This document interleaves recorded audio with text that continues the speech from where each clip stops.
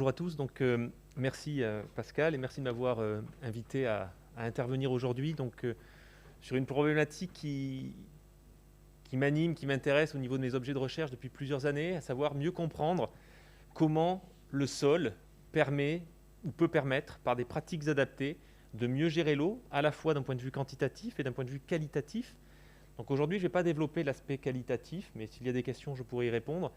Par contre, par quelques diapositives, je vais essayer d'être pédagogue. J'ai bien entendu le message introductif, donc je vais faire quelques rappels pour qu'on ait vraiment un socle commun de connaissances autour du fonctionnement hydrique des sols. Donc ça sera la première partie de mon exposé. Peut-être que ça sera, pour certains d'entre vous, des éléments déjà connus. Donc je vous prie de m'excuser, mais voilà, j'ai voulu présenter ces éléments pour ensuite développer davantage quelques pratiques agricoles qui vont être favorables au fonctionnement du sol et à la gestion de l'eau qui va traverser ces sols. Donc l'idée, c'est vraiment d'essayer de recoupler deux compartiments de l'environnement entre eux et aussi recoupler quelques éléments. On a parlé de changement climatique, donc moi je vais parler un petit peu de carbone, pas trop, parce que ce n'est pas le propos de la journée, mais on va voir qu'en raisonnant des pratiques agricoles adaptées, en retravaillant la réflexion autour du carbone, on va pouvoir avoir une action concrète sur le cycle de l'eau. Donc, en premier lieu, quelques éléments de rappel sur la multifonctionnalité des sols. Alors, je ne vais pas toutes les développer. Aujourd'hui, il y en a plusieurs qui nous animent dans l'après-midi. On a parlé de purification, donc c'est le lieu, purification de l'eau et réduction des contaminants du sol. Donc, effectivement, le sol, ça va être dans beaucoup de situations, et en particulier sur le bassin versant qui nous rassemble aujourd'hui, un des premiers compartiments au contact avec les gouttes d'eau ou avec de l'eau d'irrigation. Et donc, mieux comprendre comment cette eau va pouvoir être épurée au travers d'une activité biologique intense dans les sols qui vont pouvoir retenir certains polluants et en dégrader d'autres, afin de rendre aux aquifères ou aux eaux superficielles une eau dans le meilleur état possible. Et puis évidemment, on a parlé de régulation des crues, on a parlé d'imperméabilisation des sols et de volonté de désimperméabiliser aujourd'hui avec des programmes ambitieux au niveau national, je pense au zéro artificialisation nette notamment. Et on va voir que, il faut tenir compte du fait qu'on a malgré tout une artificialisation qui a fortement progressé et que donc les sols agricoles ont un rôle encore plus important qu'auparavant sur la régulation des crues et sur la limitation des phénomènes, notamment de ruissellement, qui peuvent accentuer ces crues. Donc plus on va allonger le temps de résidence de l'eau, plus on va permettre que cette eau s'infiltre dans les sols, plus on devrait limiter ces phénomènes rapides tels qu'on peut les observer récemment encore dans l'actualité. Je ne développerai pas trop les autres éléments. Peut-être quand même un dernier point, parce que je vous l'ai dit, séquestration du carbone. On le garde en tête, et on va voir que le sol est un puits important de carbone qui a été pas mal déstocké pendant plusieurs années, un petit peu comme on a vu que le changement climatique, il n'arrivait pas aujourd'hui, et on l'avait constaté depuis plusieurs années. La séquestration du carbone est un phénomène que l'on connaît depuis longtemps, sur lequel on voit mieux aujourd'hui comment agir pour restocker dans nos sols et avoir un lien aussi sur ce cycle de l'eau. Alors, quelques éléments plus concrets maintenant. Le sol, c'est un système interactif qui est à l'interface entre une fraction solide, donc des argiles, des limons, des sables, des matières organiques, une fraction grossière, des cailloux, une fraction gazeuse, l'air du sol, mais aussi certains polluants qui peuvent être contenus dans cette fraction gazeuse, et puis une fraction liquide, ce qu'on appelle plus largement l'eau du sol, qui est extrêmement riche en solutés, des solutés que l'on veut bien, d'autres que l'on veut moins, donc on va chercher à épurer. Et donc, agir sur l'une de ces fractions a forcément des conséquences sur les deux autres, au même titre que si je fais le lien avec les propriétés qui en découlent, propriétés physiques, chimiques ou biologiques, agir sur l'une de ces propriétés aura aussi des conséquences sur les autres. On va chercher à améliorer la structure de son sol, c'est quelque chose qu'on va chercher à faire pour stabiliser les sols, je montrerai des exemples très concrets tout à l'heure, avoir une meilleure infiltration. Et nécessairement, ça va passer par une composition chimique qui va être modifiée et une activité biologique que l'on va chercher à renforcer, soit par des espèces un peu emblématiques, ou avec des plantes qui vont être présentes de façon plus importante sur le sol.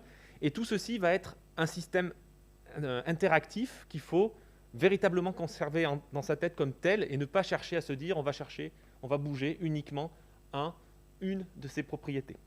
Donc là encore, je ne développe pas davantage, mais s'il y a des questions, j'y répondrai pour que ça soit vraiment clair pour tout le monde. Alors aujourd'hui, on va beaucoup, en tout cas mon propos va beaucoup s'orienter sur une des causes principales de dégradation des sols en France, qui est l'érosion des sols. Une petite illustration que vous avez là, mais je pense que vous l'avez tous en tête. Il suffit de temps en temps d'aller voir la couleur de nos rivières pour comprendre que la Terre, elle n'est pas arrivée par hasard, il s'est passé des choses, et donc on va en décortiquer tout ça. Pour autant, je veux quand même sensibiliser l'auditoire sur d'autres formes de dégradation, puisqu'elles sont aussi liées. Forme de dégradation, une autre forme d'érosion qui est l'érosion éolienne, pas trop présente encore en France pour l'instant, mais s'il y a des gens des Landes où le territoire à Dour-Garonne s'étend jusqu'aux Landes, il y a des vents de sable importants. C'est un phénomène d'érosion des sols qui peut être présent. Et aujourd'hui, on commence à voir des phénomènes climatiques liés notamment aux perturbations liées au changement climatique qui pourraient amener ces phénomènes. Il n'y a pas si longtemps que ça, on voyait encore pas trop de tornades et on commence à voir aujourd'hui des tornades. Et pour avoir été diagnostiqué des sols derrière des passages de tornades, je peux vous garantir qu'il y a des vrais phénomènes d'érosion éolienne qui se sont manifestés. Bon, l'artificialisation, je n'y reviens pas, mais il faut savoir que tous les 5 km d'autoroute, c'est la SAU agricole d'une exploitation moyenne française qui disparaît. Donc ça donne à voir les chiffres. Hein. Donc 5 km, c'est pas long, et pourtant c'est un agriculteur qui a disparu en termes de surface agricole. Et ensuite, en bas, alors plus illustratif, ça nous parle un petit peu moins, mais peut-être certains parmi vous, ils sont sensibilisés. J'utilise souvent cette illustration. On est sur nos territoires d'outre-mer. Alors je ne sais plus si c'est Martinique ou ça doit être la Martinique. Voilà, Martinique. Et donc en rouge, c'est la contamination. Oui, tu connais bien. C'est la contamination des sols par la chlordécone. Donc c'est un insecticide longtemps utilisé sur bananiers et dont on sait qu'il est extrêmement rémanent, extrêmement retenu dans les sols pour plus de 500 ans. Hein. Donc on a des sols qui sont contaminés et qui sont aujourd'hui impropres à l'utilisation agricole. Tous les légumes, tous les produits qui en découlent ne sont plus utilisables et les eaux sont également fortement contaminées. Donc vous voyez, on a des impacts forts, des impacts de différentes natures. Et si j'ajoute du coup l'évolution démographique, on a de moins en moins de surface disponible pour nourrir des habitants. Donc cette ressource, elle est à préserver et on va voir qu'elle est à préserver en interaction forte avec la ressource en eau puisque c'est ce qui nous anime aujourd'hui.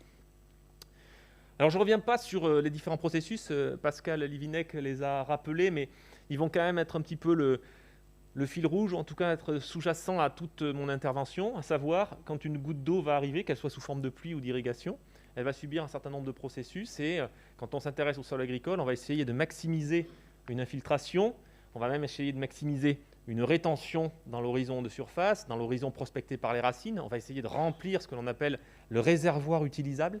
Alors, je commence déjà à utiliser ce terme. Pendant longtemps, on disait des réserves utiles.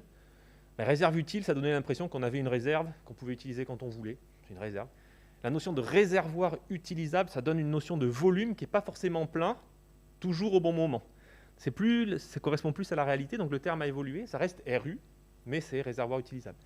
Donc cette infiltration va recharger ce réservoir utilisable. On va évidemment essayer de faire en sorte que le ruissellement soit le plus limité possible. Il ne sera pas stoppé. Mais ce ruissellement peut être à l'origine de phénomènes érosifs, qu'on évoquera. Et puis une partie va contribuer à l'alimentation des nappes et des rivières, donc nappes souterraines, rivières, et puis toutes les continuités qu'il peut y avoir entre ces ressources hydriques. C'est ici, effectivement, c'est trompeur. Alors, si on regarde maintenant au niveau d'un sol, alors je vous prie d'excuser cette schématisation, mais ça vous donnera un peu à quoi ça ressemble. Les argiles, on a l'habitude de les représenter par des plaques. C'est des surfaces extrêmement grandes, les argiles dans un sol, alors que les limons et les sables sont des éléments assez grossiers qui réagissent assez peu avec l'eau. Donc comme là, on veut regarder explicitement ce qui se passe avec l'eau, on va isoler les deux éléments principaux qui réagissent avec l'eau, ce sont les argiles et les matières organiques. Pourquoi ? Parce qu'elles sont chargées électriquement. Elles sont globalement pourvues de charges qui sont négatives, d'où mes petits moins que vous avez là-bas, voyez. Et puis mes molécules d'eau vont pouvoir interagir avec elles. Alors, matières organiques et argiles, j'ai mis des petits ronds jaunes, c'est du calcium, c'est un élément qui va faire que l'ensemble tienne bien, ce qu'on appelle le complexe argilo-humique. Et ce complexe argilo-humique, il est globalement, je fais une synthèse simple, mais globalement chargé négativement. Et du coup, mes petites molécules d'eau, c'est mes têtes de Mickey, là, avec mon oxygène et mes deux hydrogènes, elles vont aller s'accrocher à ces charges électriques négatives. Et elles vont pouvoir, du coup, être retenues par le sol, voire faire gonfler les sols. Quand vous avez des argiles dans un sol, vous avez des phénomènes de fente qui apparaissent et qui disparaissent. Mais c'est exactement lié au pouvoir créer ce qu'on appelle une sphère d'hydratation. C'est-à-dire que les argiles vont s'hydrater autour d'elles, chaque feuille argileux, et se gorger d'eau.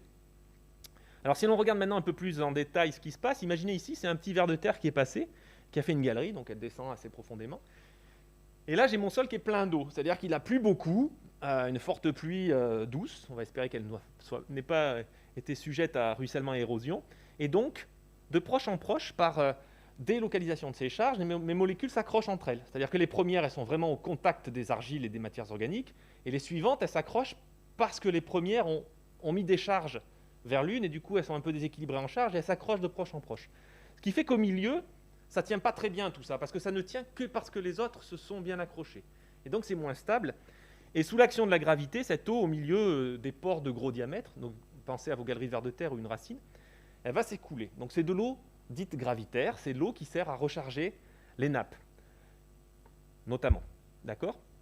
Maintenant, si on imagine que j'ai une racine de plante qui essaye de capter cette eau, l'eau qui est contenue dans une grosse galerie, elle ne va pas lui servir à grand-chose, puisqu'elle descend par gravité, donc elle n'est pas capable de la capter. Et c'est uniquement de l'eau qui est contenue dans de la porosité de plus petit diamètre, qu'on va appeler des mésopores ou des micropores, qui va être utilisable par la plante. Et donc finalement, ma notion de réservoir utilisable, ce que j'évoquais tout à l'heure, c'est l'eau qui va être utilisable par les plantes pour croître et transpirer, c'est ça qui va être important. Elle est contenue dans une certaine gamme de porosité. Dans les pores de trop gros diamètre, ça ne marche pas, donc on les met de côté, ça va s'écouler par gravité. Et dans les pores de très petit diamètre, ça ne marche plus parce que l'eau est tellement accrochée aux argiles, aux matières organiques, tellement fortement que la plante ne dispose pas de suffisamment d'énergie pour aller l'extraire. Donc finalement, ce qui va nous intéresser quand on va vouloir chercher à améliorer l'infiltration de l'eau dans un sol, c'est certes de permettre d'avoir un peu de macroporosité pour infiltrer des grosses quantités de pluie qui vont tomber, mais ça ne sert pas à grand-chose pour alimenter les plantes et retenir l'eau dans un sol, éviter par exemple des irrigations. Donc il faut aussi que les autres gammes de pores aient évolué, et ça par des pratiques adaptées. Donc, on a vu cet aspect-là. Autre point important, là on est un petit peu clairsemé dans l'amphi, c'est les normes sanitaires qui nous l'imposent, mais ça va me permettre d'expliquer comment l'eau fonctionne, parce que spontanément, on a tendance, pour beaucoup, à ne pas imaginer, dans le bon sens, le remplissage des pores. S'il y a une pluie qui arrive sur un sol, d'après vous, quels sont les pores qui vont commencer par se remplir? Les petits ou les gros pores? Les pores de gros diamètre. Est-ce qu'on a une idée? Les petits. Ouais, merci. Donc les pores de petit diamètre. Pourquoi?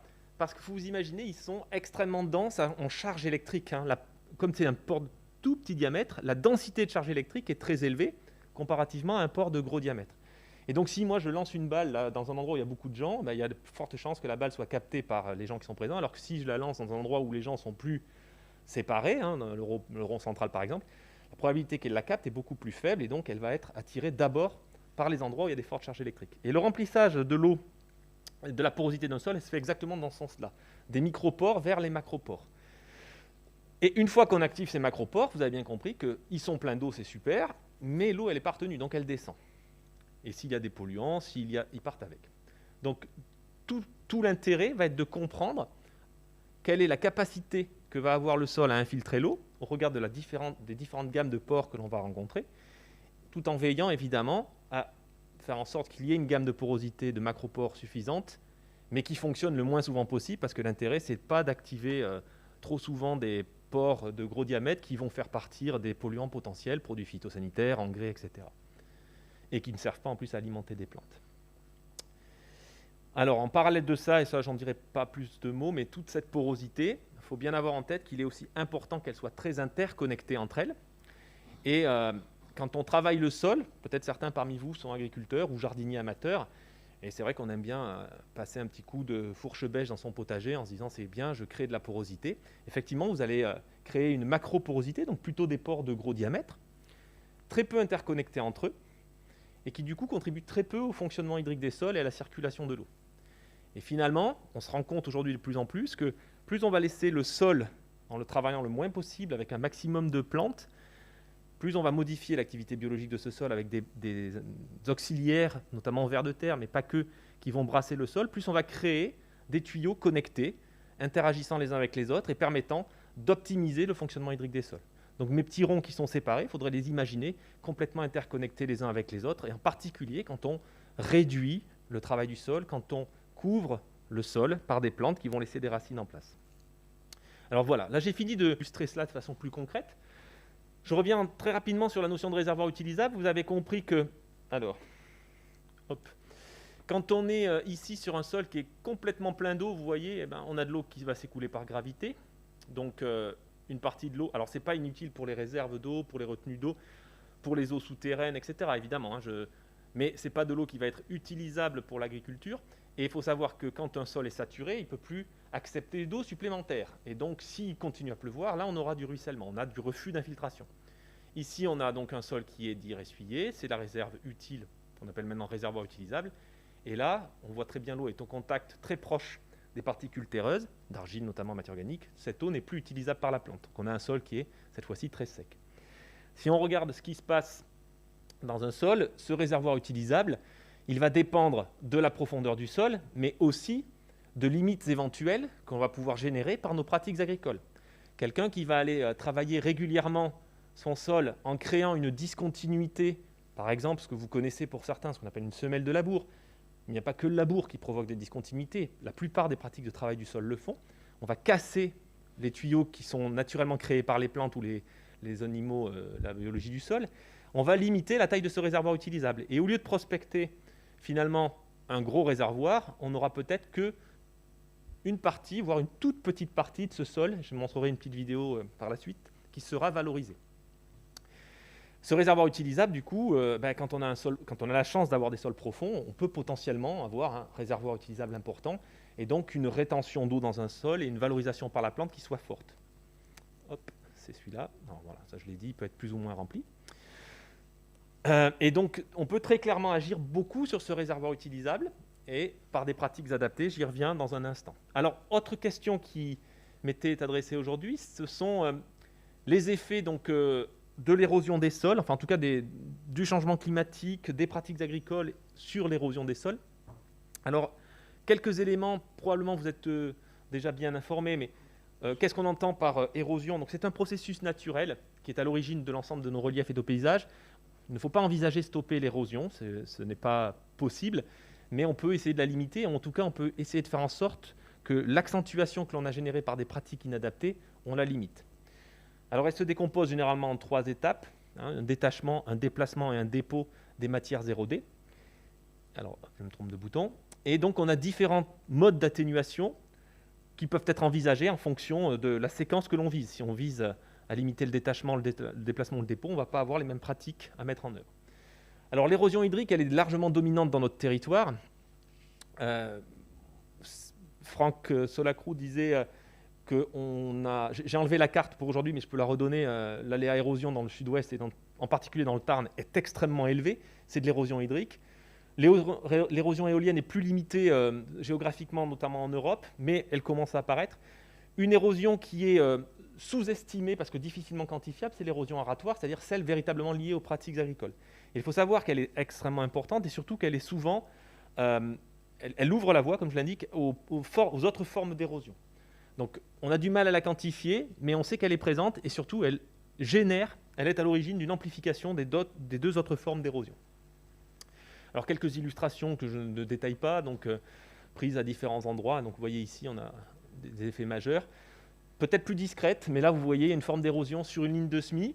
Pourquoi? Parce qu'au moment où on passe un semoir, là c'est sur du maïs, eh bien, on veut rappuyer, on veut mettre de la terre fine, on a travaillé son sol, on rappuie la graine, et vous voyez, on crée finalement des écoulements préférentiels pour l'eau, y compris aussi aux produits phyto, puisque des fois on fait des traitements localisés sur la ligne, donc vous imaginez, là ça peut partir assez facilement. Voilà quelques illustrations. Le sol, là, vous allez sur la parcelle, vous dites c'est plat, et pourtant, il y a un cheminement qui s'opère. On a toujours une voie d'écoulement que l'eau trouve. Et donc, toute création d'état structural favorable à ce type de phénomène générera du ruissellement et de l'érosion. Voilà. Alors ici, une illustration d'une forme d'érosion aratoire, ce que l'on voit très souvent dans les coteaux. Là, c'est pris dans le Tarn. Ce sont des photos locales. Donc, on se dit... C'est joli, c'est calcaire, c'est blanc, mais là, c'est tous les ans un petit coup de gratouillage et on entraîne de la terre un peu plus bas. C'est pas grave, j'ai plus la diapo. Et cela génère certes de l'érosion, mais en plus, ça génère quand même un potentiel agronomique beaucoup plus faible sur la parcelle concernée. Alors, en ordre de grandeur, vous voyez, pour avoir en tête, il faut 2000 ans pour créer 10 cm de sol et on perd en moyenne 0,9 mm par an à l'échelle mondiale. avec des zones où, alors là sur la carte, c'est une carte de la FAO qui est absolument pas précise, on est plutôt content, on se dit on a un sol qui est juste dégradé et pas très dégradé. Si on fait un zoom spécifique avec les cartes, le sud-ouest de la France est en zone où le sol est très fortement sujet à l'érosion. C'est environ 3 tonnes de sol perdu par personne et par an. Ça représente, vous voyez, entre 30 tonnes, mais on peut aller jusqu'à 400 tonnes hectares. M'étais amusé avec des collègues à estimer ce qui se passait sur une parcelle qu'on avait bien diagnostiquée du côté d'Albi, et on a avoisiné les 250 tonnes hectares compte tenu des pratiques et des systèmes de culture mis en œuvre. Donc vous voyez, on est dans le climat et dans le contexte sud-ouest, on peut avoir des érosions qui sont extrêmement importantes. L'an dernier, je faisais une aparté, quand il y a eu au mois de mai une crue importante de la Goutte et du Tarn, je m'étais amusé aussi à regarder, Pascal m'avait donné la station de mesure des crues, j'avais regardé les flux qui s'exerçaient, juste sur la période du pic de crue, c'était l'équivalent, je simplifie parce que c'est entre 12 et 15 exploitations agricoles qui étaient passées sous le pont à Saint-Sulpice durant la période du pic de crue. 12 à 15 exploitations, la SAU moyenne d'une exploitation agricole française qui était passée sous le pont, et c'était 12 heures de mémoire la durée. Donc ça donne des chiffres qui donnent à voir qu'on a cette problématique qui est présente sur notre territoire. Alors les coûts, ils sont très difficiles à estimer parce qu'ils sont tous partagés. Alors j'ai eu des coûts dans le Gers, on m'avait donné cette information suite aux fortes pluies de la période mai-juin 2018, 5 millions d'euros pour le curage des fossés. C'est estimé à envoyer entre 12 et 20 euros par personne. Peut-être parmi vous, il y a des gens qui ont des chiffres plus précis d'ailleurs, notamment au niveau des élus. Bon voilà, il y a des équipements qui sont nécessaires. Les chiffres donnés par la FAO, c'est des fourchettes, des fois des râteaux, mais ça nous donne une indication, 60-70 euros par personne et par an, uniquement liés à l'érosion des sols. Alors, pourtant, on peut agir, et là je vais exprès volontairement vous faire un tout petit peu peur. Il y a une équation qui est vieille, 78, et qui n'a pas beaucoup bougé, qui est celle-ci. Vous voyez, elle fait peur dans le sens où il y a beaucoup de choses, mais c'est juste pour montrer que sur l'ensemble des facteurs qui rentrent dans cette équation, qui est relativement simple à calculer, qui nous donne la perte annuelle en terre, c'est ce qu'on avait appliqué sur la fameuse parcelle d'Albi, mais on a plein de facteurs qui s'expliquent par une adaptation de pratique. En tout cas, on peut les atténuer. Par exemple, ce facteur, le premier facteur d'érosivité des pluies, le but c'est de réduire l'énergie cinétique des pluies, de stabiliser les agrégats, et là on va reparler de matière organique et de pH du sol, d'accroître les capacités d'infiltration, et là on va parler de pratique et de couverture des sols. Ensuite, on peut essayer d'agir sur l'ensemble des autres en maximisant ce temps de couverture, à la fois dans l'espace et dans le temps. Et là, il va y avoir une synergie entre ce qui peut se faire à la parcelle et ce qui se fait en périphérie des parcelles. On va réduire et supprimer le travail du sol, on va recréer des ruptures de pente, et si malgré tout ça, l'érosion s'épère, on peut aller à vraiment des aménagements plus importants, extra-parcellaires, tels qu'ils peuvent être envisagés. Je pense qu'ils seront un peu explicités par la suite, au moins pour ce qui est entretien des haies, ripisylves, qui sont pour moi extra-parcellaires. Donc vous voyez, on a d'une équation qui peut paraître un peu lointaine de nos préoccupations, on se rend compte qu'il y a des déclinaisons très pratiques et opérationnelles de choses que l'on peut mettre en œuvre. Je vais tenter d'en illustrer quelques-unes, si ça veut bien passer la diapo. Ah, j'appuie pas sur le bon encore. Si. Alors, du coup, l'utilisation des couverts végétaux, c'est une pratique qu'aujourd'hui, on va dire, est assez démocratisée. On sait que c'est bien de mettre des couverts. On sait que c'est bien de mettre des couverts, principalement par rapport à la problématique nitrate, mais on sait un petit peu moins ce que ça peut générer comme autre effet, ce qu'on appelle les effets multiservices. Donc on travaille à cette question-là, et très clairement, couvrir les sols, maximiser les temps de couverture des sols, notamment dans les périodes d'interculture, dans des périodes où on va avoir un sol nu alors qu'on commence à avoir des régimes de pluie intenses avec les effets du changement climatique qui ont été déjà un peu développés, d'avoir une plante qui va être présente va atténuer l'agressivité de la pluie, donc on va diminuer l'énergie cinétique de cette pluie et on va fortement réduire les risques d'entraînement de la terre. J'ai montré 2 autres illustrations, c'est pour aussi dire qu'on a des systèmes de culture qui tendent à se diversifier, mais très doucement, et qui sont encore assez simples. On avait longtemps du blé dur tournesol pour le sud-ouest et des systèmes de maïs pour faire très simple. Aujourd'hui, on tend à diversifier tout ça. On tend aussi à diversifier un petit peu ce qui se passe à l'échelle d'une parcelle, c'est-à-dire de peuplement qui était monospécifique, une seule espèce que du blé. On se dit on essaye d'en associer plusieurs pour avoir des complémentarités de services entre espèces et limiter l'espace vacant, c'est-à-dire des zones dans lesquelles la pluie accéderait directement à du sol nu sans être interceptée par une plante. Alors, là, on est sur du couvert vivant, des plantes de service qui poussent ou des cultures marchandes qui se développent et que l'on va récolter. Mais on peut aussi se dire, ces plantes-là, quand on va les détruire, on va essayer de limiter leur enfouissement, on va essayer de les maintenir au maximum en surface et de semer dans tout ça. Donc là, on commence à être un peu plus technique. Donc vous avez ici un couvert végétal, alors 2 photos de 2 couverts différents, mais semé dans un résidu de blé qui n'a pas été enfoui. Et là, on voit que, enfin, on imagine, et je pourrais vous le documenter, mais qu'une goutte d'eau qui va arriver là-dessus, elle va être très fortement, son énergie va être très fortement absorbée. Alors toute la difficulté, c'est d'adapter, j'ai entendu tout à l'heure la contextualisation à des pédoclimats, des territoires. C'est le travail qui est important, c'est le travail qu'il faut faire peut-être dans des collectifs comme les vôtres, c'est d'accompagner les agriculteurs au bon choix des bonnes espèces, des bonnes variétés dans le bon système de culture. Parce qu'aujourd'hui, des outils existent, mais que pendant longtemps, on avait un petit peu l'outil magique. Vous voyez, on disait, faut mettre du couvert, et celui-ci en particulier. Et ça n'a pas abouti qu'à des bons résultats, et ça a même découragé certains agriculteurs.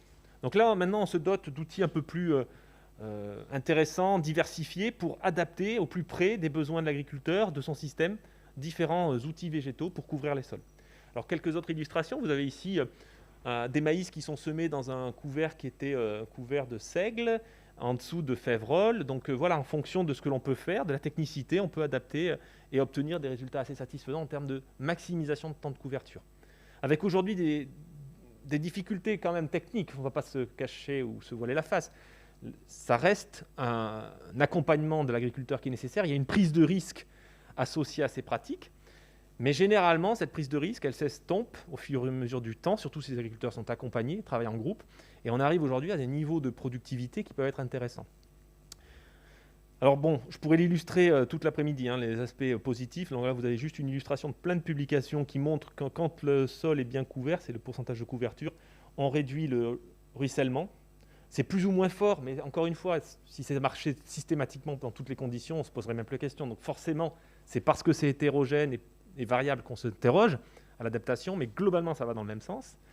Ici, vous avez d'autres résultats qui sont issus de travaux français, notamment bretons, où on voit une quantité de résidus ici, exprimée en tonnes par hectare, et l'abaissement du ruissellement et de l'érosion. Donc vous voyez que dès qu'on arrive à 1 tonne de résidus par hectare, on n'a quasiment plus de ruissellement et d'érosion. 1 tonne de résidus par hectare, ça représente 30% de la surface du sol couverte par des résidus. D'accord ? Donc on peut arriver à aller même au-delà. Donc vous voyez qu'on a des effets significatifs assez rapidement. Autre élément important, c'est qu'on va avoir de l'infiltration. Bon, c'est sympa, on va dire, c'est cool, il y a moins d'érosion, moins de ruissellement, mais ça s'infiltre, mais ça sert à quoi ? Ça sert à aussi le fait de maintenir un matelas organique, de couvrir son sol au maximum et de réduire les opérations de travail du sol intense. Ça va servir à améliorer la stabilité de son sol. Donc là, j'emprunte une photo à un collègue de la Chambre d'agriculture locale, où vous voyez une parcelle conduite depuis 15 ans ici en agriculture de conservation face à sa voisine immédiate, conduite en système labouré annuellement. Qu'est-ce qui se passe ? Alors ça, c'est un test très facile et très simple à mettre en œuvre pour vous, si vous le souhaitez. On plonge des mottes dans de l'eau. Alors il faut quand même s'assurer que les mottes, vous les ayez humectées avant, parce qu'il ne faut pas mettre une motte sèche, évidemment, face à une motte humide dans de l'eau. Parce que s'il y a une motte sèche, l'eau va rentrer, va écraser l'air à l'intérieur et ça va faire exploser la motte, donc c'est un peu triché. Donc on va les humecter avant, parce que j'ai vu ça aussi, quand on veut faire dire des choses. On humecte bien, et quoi qu'il en soit, ça se voit. Et là, vous avez une désagrégation progressive. Pardon. Voilà. Je vais y arriver. Une désagrégation progressive, vous voyez, qui s'opère, alors qu'ici, vous avez, parce qu'il y a un ciment, je n'ai pas eu le temps de le détailler, mais les matières organiques, il faut vous imaginer, vous avez des briques, argile, limon, sable. Si vous ne mettez pas du ciment pour tenir tout ça, ça ne tient pas. C'est ce qui se passe là. Le ciment de tout, c'est la matière organique, c'est le carbone du sol. Et c'est lui qui va venir s'enchevêtrer, entourer les fractions argileuses, limoneuses et sableuses même, et permettre ce type de comportement. Alors comment on y arrive ? On y arrive par des pratiques qui ne sont pas simples, c'est la couverture maximale des sols, la diversification et la réduction du travail du sol. Ici, quelques illustrations de résultats issus d'un projet que l'Agence de l'eau avait commandité, qui s'appelle Bagage, qui travaillait à l'évaluation de ces pratiques sur tout le territoire Adour-Garonne, en prenant quelques exploitations un peu pilotes.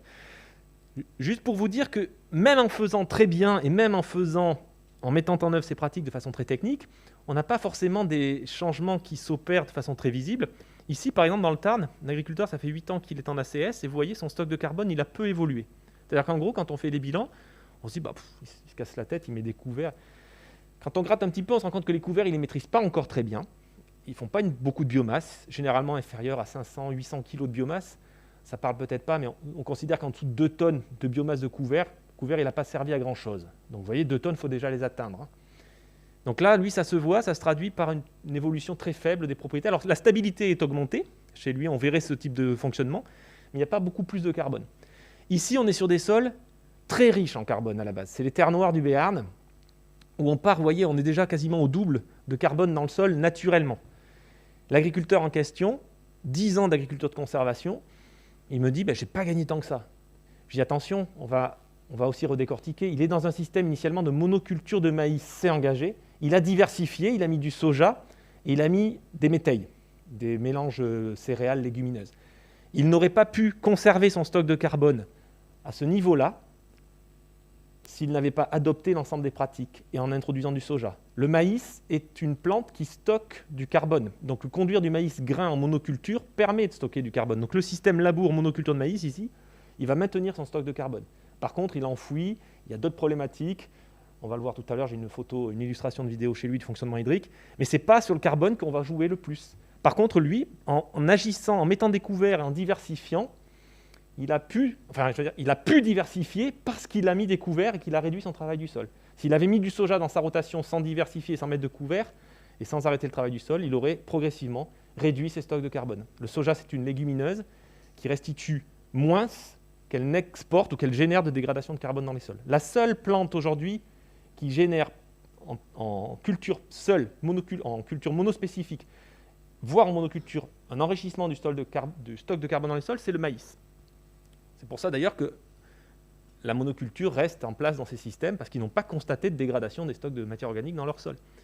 Et ici, on a un système où vous voyez, on a augmenté de 20 tonnes de carbone en 20 ans. Donc 1 tonne de carbone par an dans le sol, c'est colossal. C'est au-delà des chiffres envisagés dans le cadre de l'expertise 4 pour 1000 pour stocker du carbone dans les sols, tout simplement parce qu'on est sur un site chez un polyculteur éleveur qui fait des couverts avec une très forte biomasse. En moyenne, entre 5 et 7 tonnes de couverts végétaux sont restitués annuellement.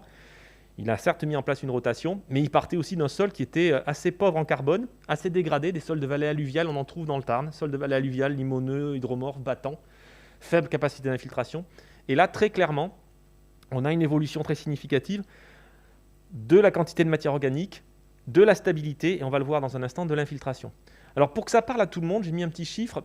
1 tonne de carbone, c'est 3,6 tonnes de CO2. Ça correspond, donc là on a dit on a stocké 1 tonne de carbone par an et par hectare. Ça correspond aux émissions moyennes pour 5000 km d'une voiture et un trajet aller-retour Paris-New York. Alors on peut se dire il en faut un paquet quand même pour compenser toutes les émissions que l'on a. On est d'accord. Donc c'est pour ça qu'il faut jouer sur les deux tableaux. Réduction et atténuation et fixation. Mais ça vous donne un petit peu les chiffres, les ordres de grandeur. Donc ici, sur ces parcelles-là, donc de vallée alluviale, vous voyez, on a plus d'1 tonne. Retenez que l'objectif, c'est on peut arriver, rien que par des couverts, à déjà plus 500 kg par hectare et par an. Et le levier principal, c'est les couverts végétaux, avant même la réduction du travail du sol. Alors, quelques illustrations chez les agriculteurs visuels. Ici, la même parcelle coupée en deux par l'agriculteur, labourée annuellement, avec un travail du sol. Et là, des couverts mal maîtrisés, mais on voit déjà que les agrégats résistent mieux à l'action de la pluie. Là, on est à la mi-juillet, donc en pleine floraison maïs, 270 mm de pluie et d'irrigation. Et on voit qu'on a encore de l'angulosité de nos agrégats. On a une stabilité, alors que là, vous voyez, ça a fondu. On a eu un effet splash plus marqué. C'est un petit peu l'illustration à la parcelle de ce que je montrais tout à l'heure avec le slack test sur les mottes. Alors, en plus, un point important, c'est que ces propriétés d'infiltration de l'eau dans un sol, il faut les voir de façon dynamique. Quand on travaille son jardin à la fourche bêche ou quand on laboure une parcelle avec la charrue, on se dit, c'est bien, j'ai créé des capacités d'infiltration importantes. S'il tombe une forte pluie, ça va s'infiltrer. Oui, ça va s'infiltrer, mais de façon très transitoire. Un effet d'un travail du sol, et là on commence à mieux le documenter, c'est de l'ordre de quelques semaines, l'effet positif. Vous avez ici l'état de surface après un labour, après préparation du lit de semences, après semis. Alors là, on ne le voit pas trop sur la photo, mais le maïs est en train de lever, et là, vous voyez qu'il a quelques feuilles. Regardez l'état de surface, c'est la même parcelle en l'espace. Là, on est début avril, et là, on est début juin. L'état de surface est complètement fermé. hein, on a perdu les bénéfices liés au travail du sol de la création de macroporosité. Et là, par contre, si l'eau arrive sur cette parcelle-là, on comprend bien qu'elle va beaucoup moins bien s'infiltrer, qu'elle va ruisseler. Sur des systèmes où on va avoir maximisé le... Alors ça, c'est pour expliquer ce que je viens de dire. Dans des systèmes où on a couverture et augmentation de la quantité de matière organique à cette surface de sol, on a observé, et là je vous ai mis des valeurs sans chiffres parce que ça varie suivant les types de sols, hein, des capacités d'infiltration. Si vous êtes sur des sols argileux, des sols limoneux ou des sables, ça ne sera pas les mêmes valeurs, mais la tendance est la même. Sur des sols dans lesquels on va avoir accumulé la matière organique en surface et réduit le travail du sol, je ne dis pas le stopper totalement non plus, c'est l'étape la plus complexe, mais déjà le réduire, et bien vous avez une beaucoup plus faible amplitude de variation des propriétés d'infiltration, et donc une dynamique de recharge de votre sol, du réservoir utilisable, qui est accrue. La fréquence de remplissage est augmentée dans le temps. Donc finalement, j'en ai pas parlé trop, mais on entend souvent dire que remettre de la matière organique dans les sols, arrêter de travailler le sol, ça permet d'augmenter la taille du réservoir utilisable. Nous, ce que l'on a pu voir, c'est que ça augmente, mais assez peu. Ça augmente de 10%, la taille de ce réservoir utilisable. On entendait que ça le doublait, hein. C'est pour ça que j'évoque ça. On me disait, oui, on va doubler la taille du réservoir dans les sols. On va l'augmenter de 10 à 15% dans les meilleurs cas. C'était le cas où j'ai plus 1 tonne de carbone par hectare et par an. Par contre, ce qui se passe, c'est qu'on augmente sa fréquence de fonctionnement.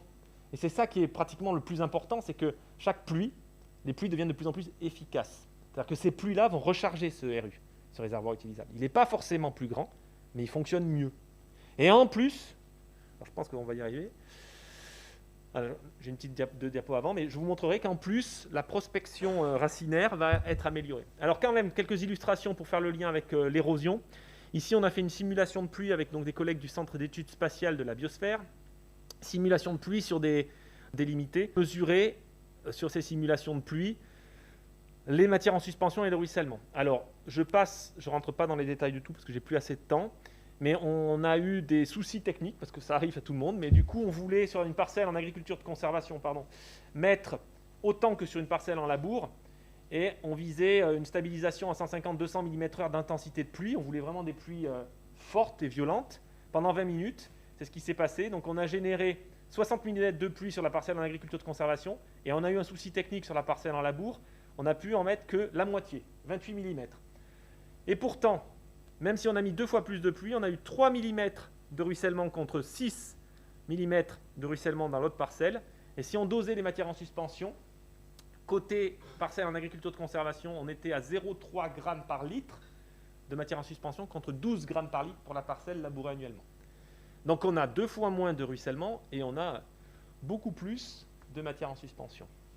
En lien avec tout ce que j'ai dit, c'est-à-dire meilleure stabilité, meilleure résistance du milieu à l'action dégradante de la pluie. Alors cette parcelle la voilà, vous voyez, elle est coupée juste par un ancien petit fossé. C'est les mêmes sols qui ont évolué avec une couche supplémentaire qui est le système de culture. On part d'un sol équivalent. La pratique de l'agriculteur va influencer le fonctionnement de ce sol. Ici, c'est des trous que j'avais fait faire à des agriculteurs qui venaient en formation. Je leur ai dit, allez où vous voulez, comme ça vous ne pouvez pas dire que je vous influence. Et faites des trous où vous voulez sur la parcelle. Je veux bien que vous lanciez la vidéo. Partie gauche, agriculture de conservation le même jour. Partie droite, agriculture conventionnelle avec labour. Et vous avez ici une illustration de ce qui se passe. Sur ce système-là, le sol est frais. Il est humide sur l'ensemble du profil, mais il n'y a pas d'eau libre. Ici, vous avez un écoulement qu'on a pu voir à 25 cm. Vous avez une rupture de continuité. Imaginez vos petits tuyaux, ils ont été cassés. Ils sont cassés tous les ans par un travail du sol. Et donc, l'eau s'infiltre, stagne à 25 cm et s'écoule de façon subhorizontale. Et ça, en surface, on ne voyait pas de ruissellement. Par contre, en bas de la parcelle, on voyait arriver des résurgences d'eau et des phénomènes de ce type-là. Et ça, c'est sous-estimé encore. On a encore du mal à le quantifier parce que ce n'est pas forcément simple à observer. L'agriculteur qui pratique les deux, on travaille avec les deux de façon extrêmement intense et intelligente, les deux étaient intéressés par les pratiques, ils étaient les premiers surpris. C'est vrai que ce n'est pas quelque chose auquel on pense, on ne voit rien en surface et on se rend compte de ce comportement. Les racines des plantes, là on n'a pas fait parce que là on était en interculture dans un couvert végétal, on le voit d'ailleurs ici le couvert. Hein. Les racines de maïs descendaient jusqu'à la fin de ce sol, il fait 60 cm le sol. Ce n'est pas un sol très profond. Ici, ça s'arrête à 25 cm. Parce qu'en période d'irrigation estivale, l'eau fait la même chose. Elle arrive à 25, elle circule en subhorizontale. Les racines du maïs, elles n'aiment pas baigner dans l'eau. Elles aiment bien l'eau, mais elles n'aiment pas baigner dans l'eau. Elles s'asphyxient. Et donc, elles s'arrêtent juste au-dessus. Et donc, on valorise finalement un petit pot de fleurs de 22 cm dans lequel, si on ne le biberonne pas par une irrigation régulière, on va avoir très vite un décrochage du comportement de la plante. Après, d'autres aménagements, mais là, je laisserai la parole aux présentations qui vont être faites sur les aménagements extra-parcellaires, mais on peut aussi réfléchir. Alors, en France, on ne le fait pas beaucoup encore, hein, parce qu'on n'est pas encore sujet aux problématiques d'érosion aussi fortes qu'aux États-Unis, mais aux États-Unis, ils recoupent les parcelles en travaillant avec des SIG et en adaptation fine des risques des aléas érosion pour casser les pentes, pour limiter des phénomènes érosifs importants et favoriser de l'infiltration. Mais déjà, si on mettait en place, vous voyez, là, on a un blé qui est semé derrière un maïs, et vous voyez tous les résidus de maïs sont en surface, le blé est dedans, il se développe bien, ça nous éviterait beaucoup de problèmes, ça favoriserait de l'infiltration. On n'aurait pas forcément besoin partout, parce qu'on a encore un parcellaire en France qui est petit, hein, donc on n'est pas sur des très grandes parcelles. On n'a pas forcément besoin d'aller sur ces ruptures de pente, à moins de monter, là prochainement, je vais côté Centre-France, il y a peut-être là des aménagements à faire, effectivement. Et la dernière vidéo, s'il vous plaît, merci. Voilà, donc évidemment, l'optimum technique, là on est, bon là c'est des essais, mais après je vous montrerai les photos chez un agriculteur tarné d'ailleurs. Bah, c'est la difficulté principale, c'est de se dire mon sol, je veux tout le temps qu'il ait une plante dessus, en permanence. Et donc là on a un semis d'un maïs dans un couvert vivant de févrole qui sera juste roulé, écrasé. Le but du jeu, c'est évidemment pas de remplacer un sol nu par de la chimie derrière pour détruire le couvert. On va essayer de faire en sorte d'avoir des couverts qui soient détruits mécaniquement. C'était la photo du maïs qui levait dans la févrole, mais c'était la suite de cette parcelle. C'est la même photo quelques semaines après. Donc la févrole avait été bien gérée. Et là, vous avez une illustration. Donc là, on commence à toucher un niveau de technicité forte, évidemment, des agriculteurs.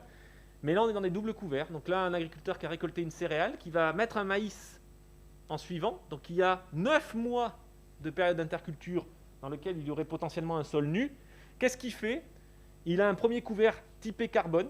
Donc ici, vous avez un couvert de sorgho piper. Donc c'est une variété qui est très tolérante au stress hydrique, qui fait, vous voyez, une belle biomasse. Et là, on est à l'automne, il sème dans ce couvert qui va geler.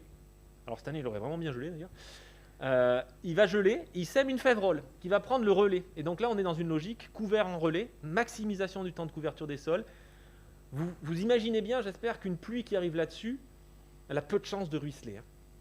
Hein, elle a un matelas extrêmement épais. Là, il y avait 11 tonnes de biomasse, hein, entre 7 et 11 tonnes, mais en moyenne 11 tonnes, sur les photos en tout cas, de biomasse produite, matière sèche. La févrole qui va se développer là-dedans, elle va prendre le relais, elle va couvrir jusqu'au printemps, il va détruire la févrole, comme on l'a vu tout à l'heure mécaniquement, et il va semer sa culture suivante. Là, on a stocké du carbone, on a favorisé l'infiltration de l'eau, on a limité le ruissellement, on a limité l'érosion. On peut difficilement faire plus. Le Graal, évidemment, ça serait d'arriver à gérer tout ça avec le minimum de produits phytosanitaires. On y travaille, c'est pas aussi simple que ça, on demande beaucoup d'efforts aux agriculteurs. Là, il y a une vraie grosse prise de risque. Donc il faut les accompagner sur le choix des variétés, sur les outils. Il y a beaucoup d'innovations qui se font. Je suis à 44 et 9 secondes, donc je vais conclure.